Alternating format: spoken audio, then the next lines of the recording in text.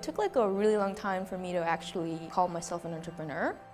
And I kind of felt that I didn't belong. It was extremely difficult, not because I didn't think I could do it, but because I thought I didn't have the skill set. I kind of just want to help people and show people what art is.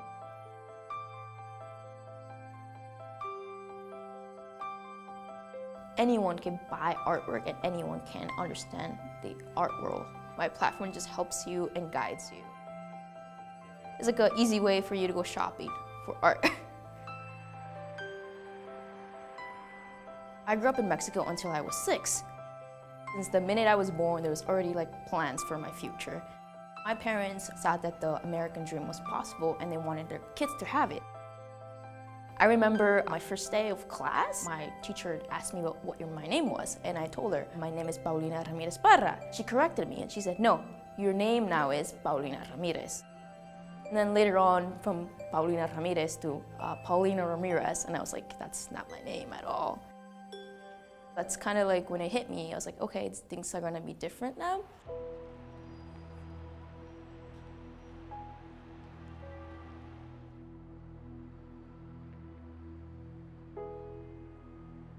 The art world completely open and I saw things that I'd never seen before.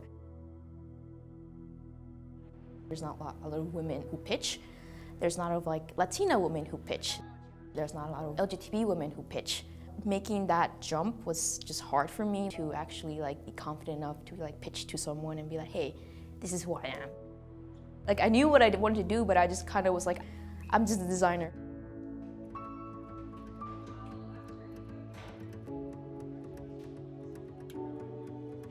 It took lots of mentoring with different people, talking with different people.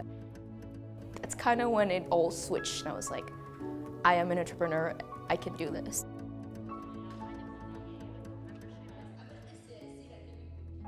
Growing up as a minority has been difficult, not just because I grew up differently, but because of how people view me. My dad's a forklift driver and then my mom works on the assembly line. They don't really understand the business world, so I didn't really have that back end of going to my parents and be like, hey, this is hard, can you help me?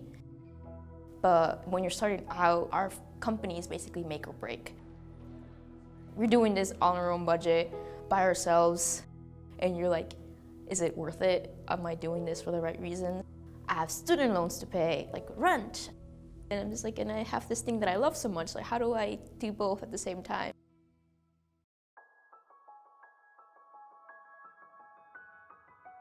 Thankfully, that kind of worked out for me that I get to do two things that I love. I love helping my community.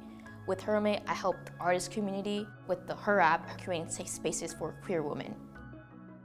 I kind of just see hardships not really as something bad, I see them as a learning process. The art world is ever changing. I like going to events because every time I see something that I wasn't expecting seeing. I go there not to just find artists, but also as a way for me to keep my vision intact. The art world is really important for us in our culture. What we create as artists now is what people 100 years from now will be looking at. So art is a way for us to be immortal.